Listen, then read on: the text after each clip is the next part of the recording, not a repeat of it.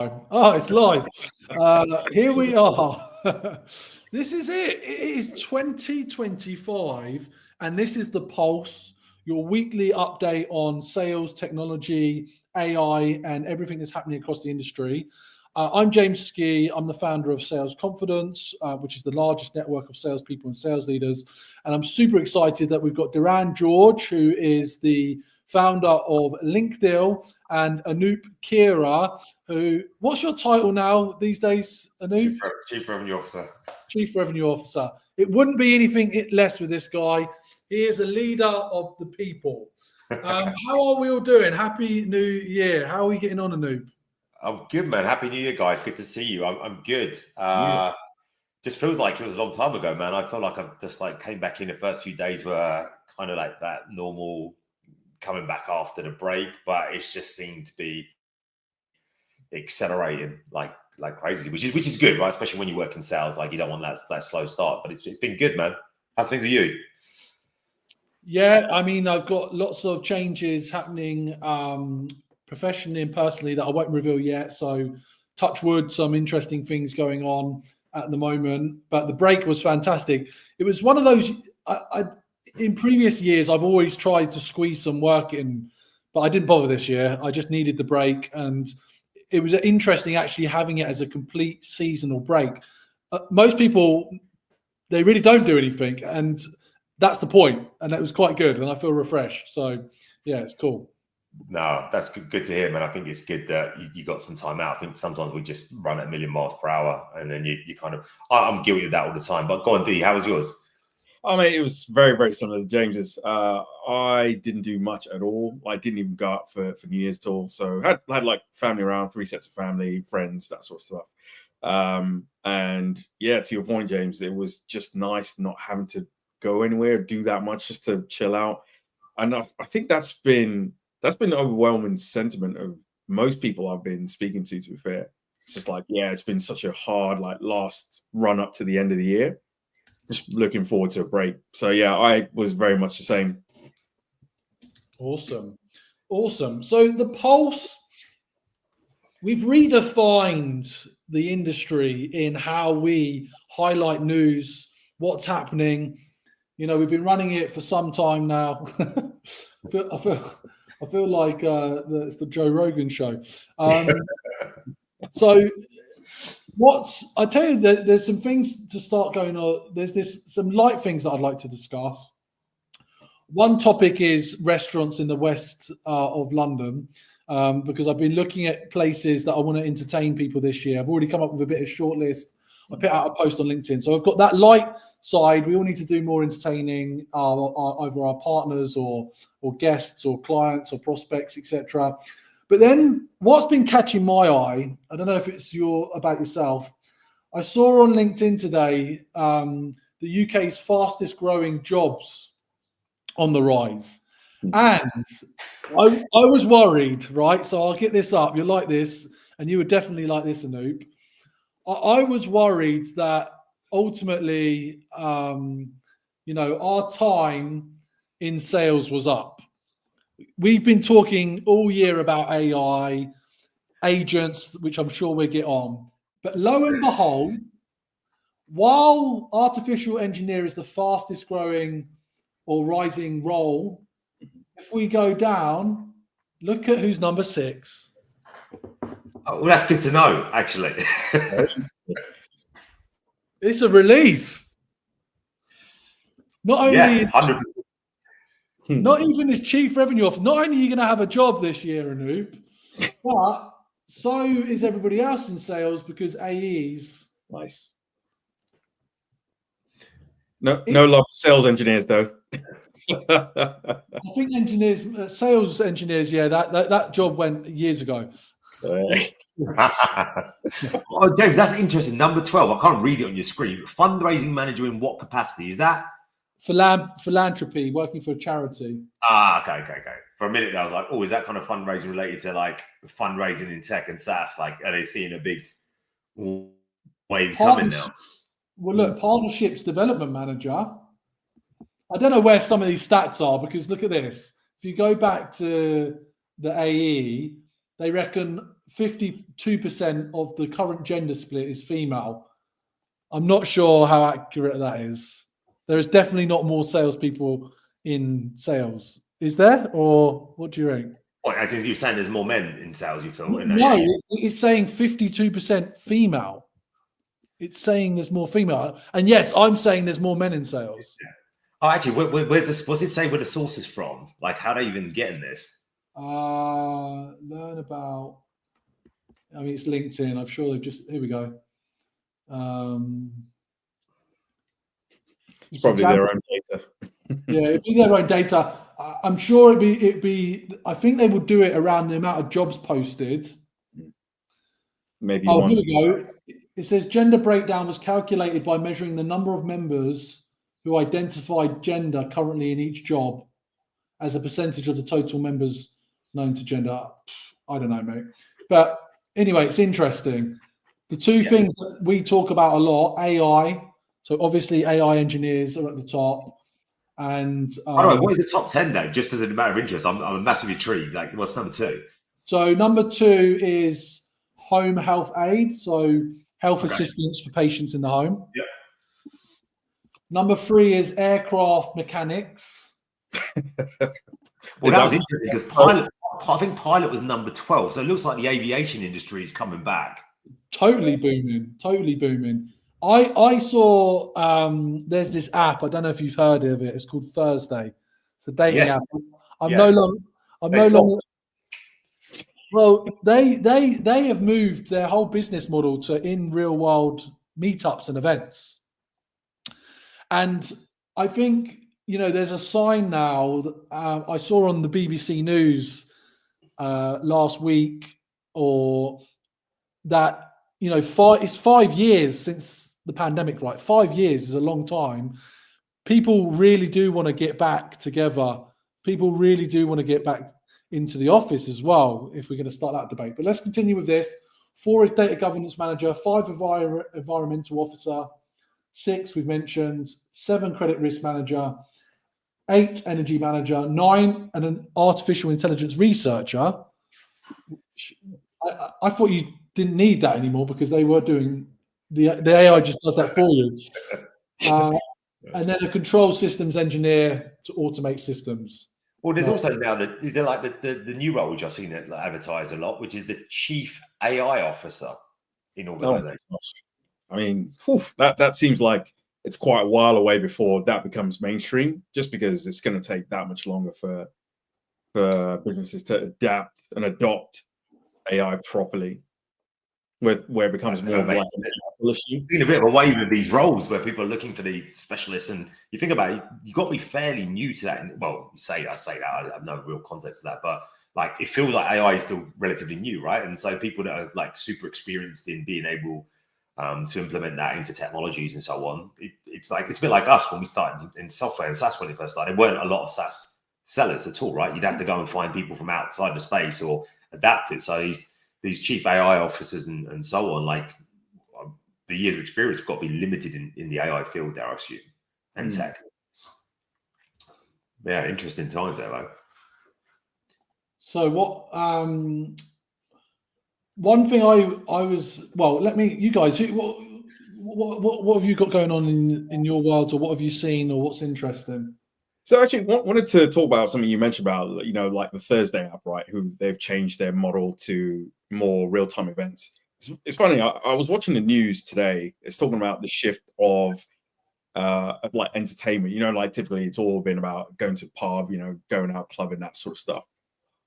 There's been lots of transformations of like sort of what they call at home hobbies. So people who are like, I don't know, if you're into like DJing or playing board games or whatever it is, they're actually starting to do these in communities that like in sometimes a pub. Yeah, it depends on where that is.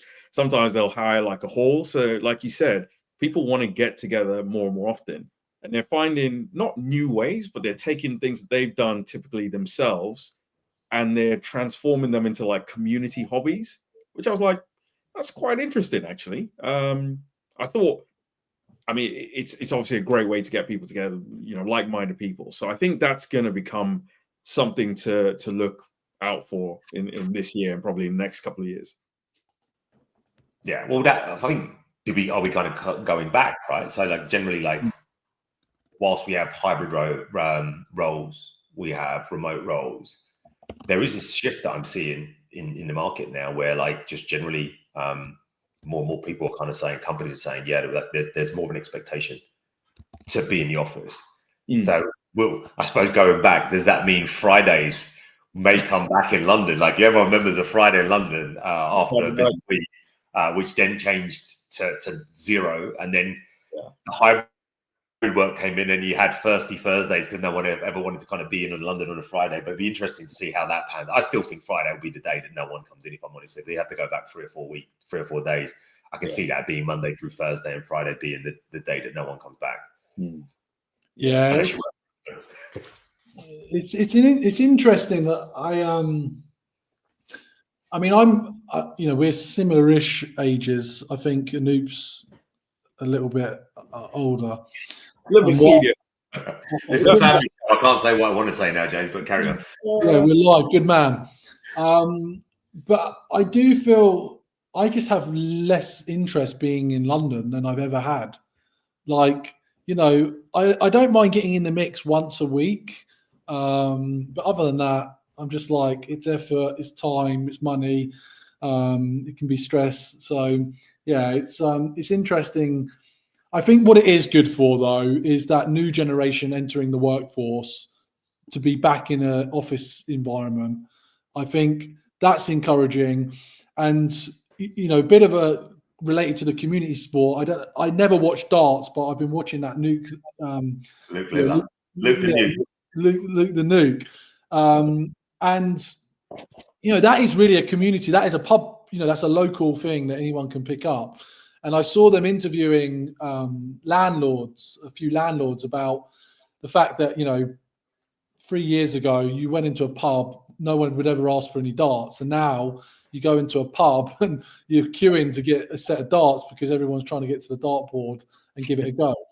And maybe it's kind of like, who was that British female tennis player that won the American Open and then she's kind of not done anything since? Oh, you're kidding me. I know who you're talking about. The young one. She's very young, right? Yeah, very young.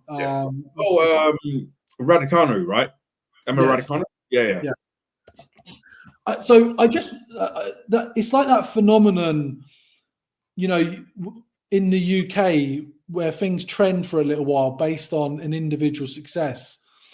There was that guy recently that crossed to the South Pole. He had some serious disability. What's his name of Made in Chelsea, ran 30 marathons in 30 days in the desert last year. I wonder, I don't know where I'm going with this. I'm bringing this back to social media. I'll tell you where I'm going with this. Over the weekend, I deleted every single TikTok video I ever made. And I've been public on TikTok, striving to reach 10,000 followers for about 2 years. Hold on, why? So why did I delete them all? Because things are changing for me. I'm approaching things differently in my personal brand this year. And I don't think all the videos serve me. Okay. Right? Having posted, if I look back at videos 2 years ago, while I'm the same person, I'm naturally somewhat different as well. And I figured that I, need to come up with a different strategy. And if I'm honest, while I love TikTok, I really do think TikTok's amazing. I'm never going to become a major influencer on it. I thought you already, James. Wow. But on that, James, isn't that contextually dependent on your audience, right? Because obviously somebody who's more like focused on business isn't going to have as big a following as like somebody who's, I don't know, more into like a comedy or food or whatever all the different niches are. Yeah, true. But I kind of feel like I launched this podcast, a new podcast called The LinkedIn Teardown, where we tear down people's LinkedIn profiles. And I've had some people on there that have got like 100,000 followers on LinkedIn. And I think I'm personally, we're business focused, and where's the platform for that? It's LinkedIn, and LinkedIn are now adopting video. Look at us, we're doing this live, right? Yeah. LinkedIn is trying to figure out how to crack video, and I thought TikTok might go down the business route. They don't need to. You know, it's either extreme influencer business, you know, guru stuff, which I don't fit into that 0.1% camp, or it's just pure entertainment, hilarious rubbish that just kills time. And I'm not, I don't do that stuff. Even Anup's thinking that I might. So, like, you know, I think changing that is. I don't know, Joe. I thought you were going to say you were going to do it, and then, like, you know, what I mean, you're going to go into Love Island this week and come out with like deals for Boohoo Man, and that's why you need your TikTok account. I'd love that. I'd love that to be the case, but yeah, that's not happening.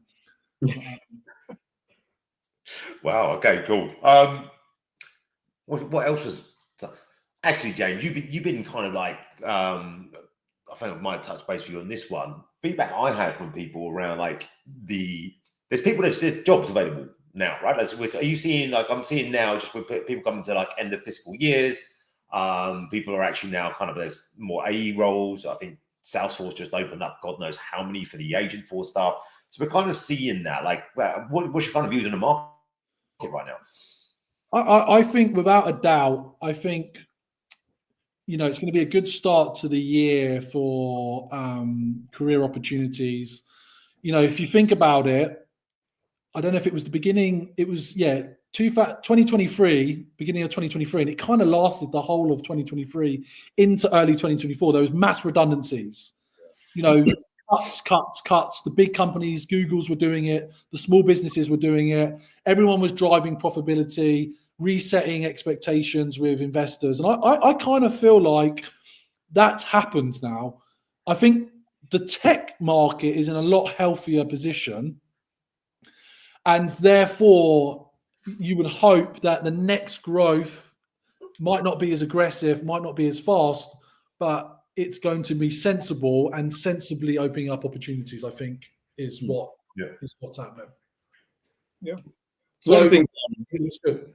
Anecdotally, just with like the clients I've been speaking to recently, I'd say probably 7 out of 10, 70% of them have been reporting really like stronger than forecasted numbers for the year, not just for Q4. So retailers, primarily retailer, like e-commerce as well, e-commerce retail, but some obviously different like sub verticals, and it's been a very positive sign. I mean, I wasn't sure what it's going to be like. You know, I know business has been tough for like tech vendors. The clients seem to have done well. So, and this is obviously e-commerce retail mostly. It'd be good to be able to see like what the sort of lay of the land is for the rest of the different verticals and regions and that sort of stuff. But it's a positive sign if, you know, your clients are saying, yeah, they've done really, really well. Yeah, nice. It's good. Thanks for coming back to that. Sorry, it's just to add to that, Anup. One of the things I always know is a good sign in the tech jobs economy is also when recruiters are, you know, saying how many roles they've got on, because recruiters are, you know, what's that word? Very cyclical. You know, when it's bad, they don't say anything because they've got no roles to talk about. But when it's good, they say more because they've got growth. But I think, you know, the way they seem to be talking is good. I just think it's funny. When we talk economy, it always goes to politics. You know, Trump's yet to quite enter the throne, as it were, but that's all going to be changed, and that's all going to be mixed up. And I think something that we haven't mentioned, Elon Musk getting involved with UK politics. Let's not go into some of the stuff he's been going into, but I think that's all interesting as well. Yeah, no, indeed. I'm going to go back to one point because it was on the recruitment bit, because we can't talk about politics, right? Because I want to do the Trump bit and the Musk bit there. But you're right. Loads more roles you see kind of like recruitment agencies or even being advertised just on LinkedIn and someone just through companies directly. However, I'm going to say just feedback I've had from a few people right now, and so I'm not going to name the companies, is that it's like a sales process, right? Like when you hire someone, you're going for a sales process. So it's like a customer experience process.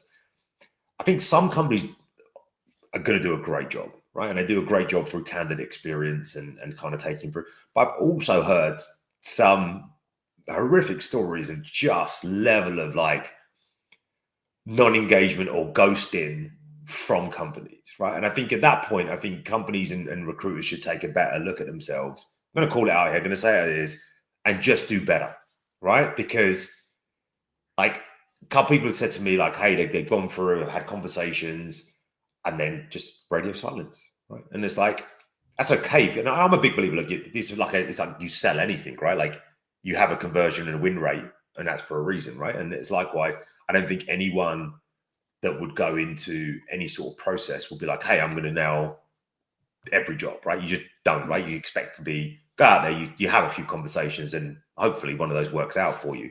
But I think there just needs to be a better level of kind of, I don't realize brands or companies realize that they're actually having people talk and it's a negative impact, right? And so for purposes here, I'm not going to call out the companies that I was kind of told that didn't do a great experience. But I think the takeaway on this, if you're listening, recruiters, and you work for companies, then just do a better job of keeping your candidates informed. And it's okay to tell them no, but you're better off telling them no. Yeah. Also, go. You go. You go, Diran.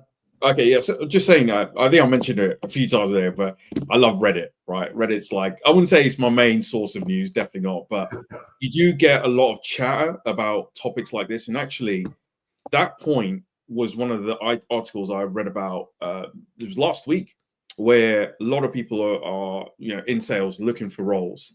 And they're saying, I applied, never heard back from all these people. Some said I had to apply 6-7 times before I heard back. In fact, one of the stories that just stuck in my mind was this one guy who applied, I think 7 or 8 times, he said. And when he finally got the interview and they put him through and they were like, oh my God, you're amazing. Where have you been all of our life? While we've been looking for you. It's like, I literally applied 7 or 8 times and you didn't get back to me. So it's just that mentality. Obviously the ones who keep doing that will obviously stick out. I think they'll have better success if they just don't give up after one try, as we all know.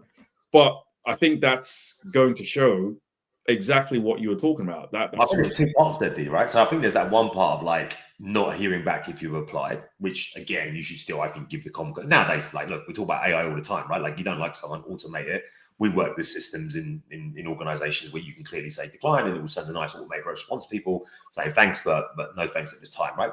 Do that. Like most of these systems, whether you're using a greenhouse or a lever or a brighter, they have the capability to send out a thanks for your kind of application, but not this time. But a lot of times you don't even get that, right?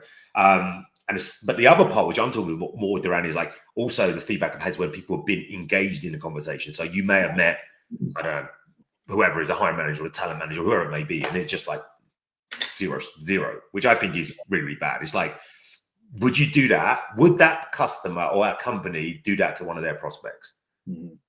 Yeah. Right. Or inbound inquiry come in. Would they do the discovery call? Right. Would they then take them to a demo and then never give them pricing? Yeah, that piece, honestly, I totally agree with everything you're saying. I mean, that piece around having someone actually show up to an interview, put the effort in. We're all asked to do the research and make sure you are well prepared. You go through all that and then you hear nothing. That is the most rude, bizarre, habit. I don't know where that's come in from because it's pretty horrendous. Interesting. There's another element to this as well, right? The other element was like, and again, to your point, I think there's some great people on LinkedIn that may work for executive search, right? And I was listening to one, I won't call them out, but it was a really, really good point. And I asked the question here: do you think companies are sometimes, because his point was this, right? And I'll get your stance, is that he believes companies are losing out on good talent because they have complicated the hiring process so much generally that even for an early stage role, let alone a senior role, God knows like the steps involved there, but even for an early stage, you probably have to have like about 6 touch points with like multiple people across the business, to the point you kind of look at what that looks like, right? That's a lot of touch points? And are you missing people because, like, I don't know, maybe ask this one. If you're another company and there's two companies vying for a candidate, and one company has a defined process that's probably shorter, but still can probably get them what they need and can do it in a short time frame, right? Versus a company that's probably got double the amount of steps, it takes double the amount of time to get there, who's probably going to win the candidate? Completely agree. I'm mindful of time. Have we got any points to parting points or anything that we want to wrap up on this week before we leave the show? No, I think for me, it's just like if you had that bit on talent teams and companies that are doing that, do better. I feel like I don't know if you follow Joey Swoll on socials, but he's the guy that tells people that are doing like when you're in gyms and they take footage of people in gyms that are beginners and just kind of take the mickey out of them. He's just trying to make the gym community a good place where anyone can go, and everyone was a beginner at some point, right? And so he's like kind of names and shames these people that are kind of like out in other people that are trying. And his kind of catchphrases there is you need to do better, right? And so for those companies that have that process around talent and recruitment, you need to do better. Great. From my side, it's more I'm just looking forward to seeing what I hopefully believe is a positive change from like sort of economical trends from the last couple of years. So if businesses are doing better financially, economically, that sort of stuff, I'm looking forward to the benefits that actually people will generally experience in this region. So whether it's like, GDP growth and all this kind of stuff, reinvestment into, services. I know the current government's under quite a lot of heat, but I think, businesses are obviously the backbone of growth, and that's going to be really telling for this year. So I'm looking forward to what's going to happen. Yeah, definitely. It's a good positive start, to 2025, I think. There's challenges everywhere, but I think for our industry in particular, we've got a good baseline really to really push on with some really exciting things happening across many different levels. So yeah, looking forward to more conversations. You can catch us every Friday or almost every Friday as the pulse goes on to give you an update. And if you want to join us, just hit us in the chat. Thanks for listening. My name's James Ski. You've had Diran George from LinkDeal and Anup Khera, one of the world's best CROs. Have a good weekend, though. Bye, bro.